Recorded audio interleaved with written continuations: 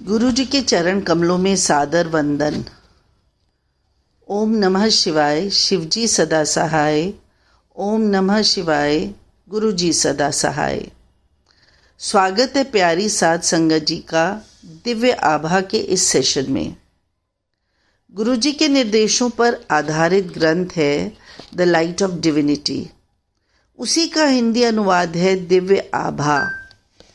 आज का प्रसंग है अंधकार नाशक। हम में से अधिकांश मोक्ष मार्ग पर चलने की आकांक्षा रखते हैं। हम अपनी कल्पना से या इधर उधर से सुन पढ़कर आध्यात्मिकता के बारे में गलत विचारों का ताना बाना बुन लेते हैं। हमारे विचारों में आध्यात्मिकता का अर्थ हिमालय की किसी गुफा में रहना या फिर देश की लंबाई और चौड़ाई नापना है। हम इससे अनभिज्ञ रहते हैं कि कोई भी अध्यात्म का मार्ग तो केवल गुरु के कमल चरणों में शीश झुकाकर ही पूर्ण हो सकता है। वही हमें इस संसार के मोह माया के जाल से निकालकर अध्यात्म के मार्ग पर अग्रसर कर सकते हैं। गुरु का अर्थ है अंधकार को नष्ट करने वाला। हम तो अज्ञान के अंधकार में भटक रहे हैं। केवल गुरुजी में इतनी शक्ति है कि वे हमें वहाँ से निकालें। गुरुजी साक्षात परमात्मा हैं। उनकी उपस्थिति उन्नति के पथ पर अग्रसर कराने के लिए पर्याप्त है। उनके सहयोग से ही हम अपने आत्म को प्रकाशमान कर सकते हैं। जीवन में उनके सहयोग से ही आध्यात्मिक ज्ञान संभव है। हमारे धर्म ग्रंथ गुरु चेले के उदाहरणों से भरपूर हैं। हमारे वे समस्त महापुरुष जिन्हें हमने भगवान सदृश माना है, उन सब ने मृत्यु रूप में इस पृथ्वी पर अवतरित होकर गुरु से शिक्षा ग्रहण की थी। कृष्ण संदीपन के चरणों में बैठे तो राम ने विशिष्ट के उपदेश को ग्रहण किया।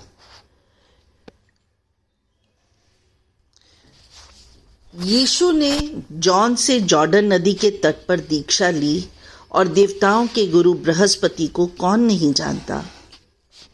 हमारा सौभाग्य है कि हमारी गुरु की खोज में हमें गुरु जी का आशीर्वाद मिला है। वे दिव्यता के मानवीय प्रतिबिंब हैं। वे सर्वत्र सर्वज्ञ और सर्वशक्तिमान हैं। उदारता की बौछार। 1991 में मेरे घुटनों में अभूतपूर्व पीड़ा होती थी। वेदना अधिक होती थी कि दर्दनाशक औषधियाँ लेने के बाद भी मैं रात भर सो नहीं पाती थी। मैंने एलोपैथी, होम्योपैथी, घरेलू उपचार सब कर लिया, किंतु मेरी व्यथा बनी रही। जब मैंने गुरुजी को इससे अवगत कराया तो उन्होंने रसोई से एक चम्मच मंगाकर मेरे घुटनों पर रखकर एक मंत्र का उच्चारण किया। उसी समय दर्द समाप्त हो गया और उसके बाद वे कभी लौट कर फिर ना आया। मैं अब भी अपने घर की चौथी मंजिल तक सीढ़ियाँ चढ़ती हूँ और प्रतिदिन 2 घंटे घूमने भी जाती हूँ। कोलकाता में मुझे मियादी ज्वर के पश्चात हल्का ज्वर रहने लगा। उस 1.5 माह में मैंने सब परीक्षण करवा लिए और कई तरह की औषधियाँ भी ली, पर कोई लाभ ना हुआ। मेरा विवरण सुनकर गुरुजी ने जैसे ही पान के पत्ते मेरे ऊपर रखे, ज्वर लोप हो गया। अपने दिल्ली स्थानांतरण के समाचार सुनकर मैं लावण्य प्रतिष्ठान खोलना चाह रही थी, क्योंकि मैंने इसका और बाल संवारने का प्रशिक्षण प्राप्त किया था और पहले एक ऐसे स्थान पर कार्यरत रह चुकी थी। पर गुरुजी ने इसकी अनुमति नहीं दी। उन्होंने कहा इससे मुझे दमा हो जाएगा। कालांतर में मुझे वास्तव में दमा हो गया। एक दिन मेरी अवस्था इतनी गंभीर हो गई कि मैं अपने जीवन के लिए जूझ रही थी। मुझे सांस लेने में अत्यंत कठिनाई हो रही थी और प्रतीत हो रहा था कि यह मेरे जीवन का अंत है। मुझे अति शीघ्र चिकित्सालय ले जाया गया।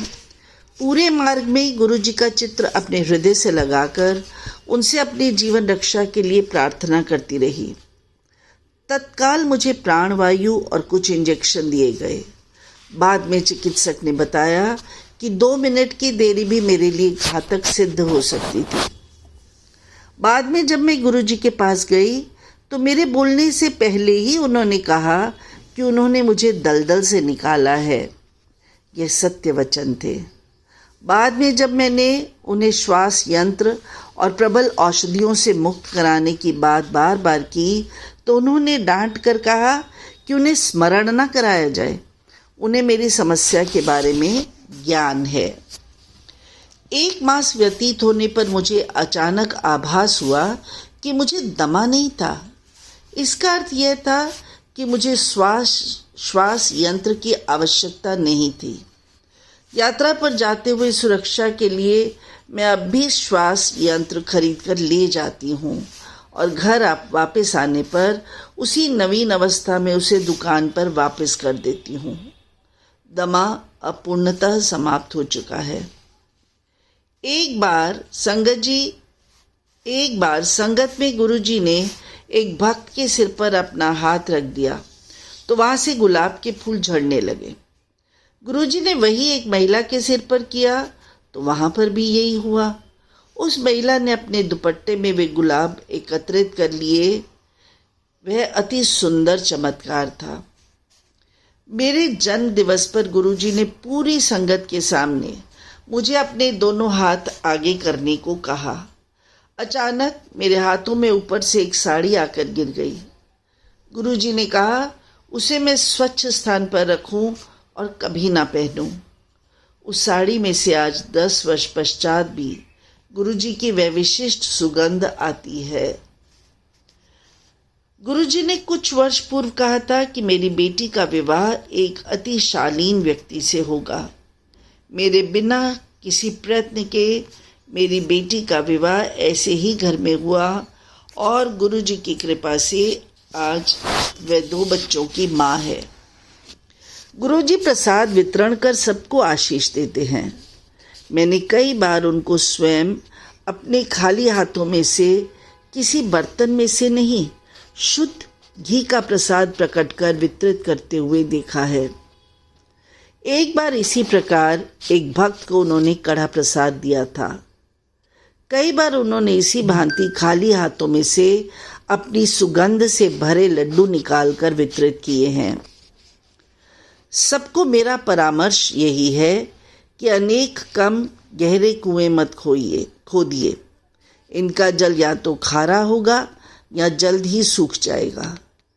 एक गहरा कुआं खोदिए जिसका जल आप जीवन भर ग्रहण कर सकें। अध्यात्म ज्ञान एक गुरु से प्राप्त करने का प्रयास कीजिए। उस ज्ञान के गूढ़ अर्थों को समझिए। कुछ वर्षों तक उनके चरणों में बैठिए।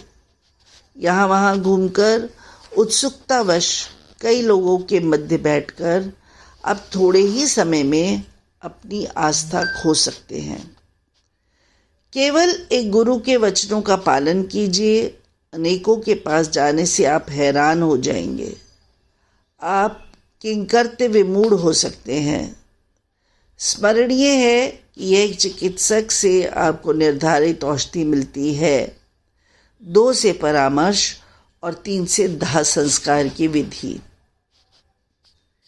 एक गुरु आपको हनुमान जप करने को कहेंगे, दूसरे राम नाम जपवाएंगे, तीसरे के पास गए तो वे प्रतिदिन पूजा करने का परामर्श देंगे। आप इन्हीं बातों में उलझकर रह जाएंगे। एक गुरु के चरणों में बैठकर उनके निर्देशों का पालन कीजिए। सबको सुनिए पर अनुसरण एक का ही कीजिए। सबको आदर दीजिए पर आस्था एक में ही उचित है। उससे ज्ञान संग्रहित कीजिए, उनके कहे आचरण का ही पालन कीजिए। इस प्रकार आप शीघ्र ही आध्यात्मिकता के कठिन मार्ग पर अग्रसर हो सकेंगे। श्रीमती अनीता वर्मा, नोएडा।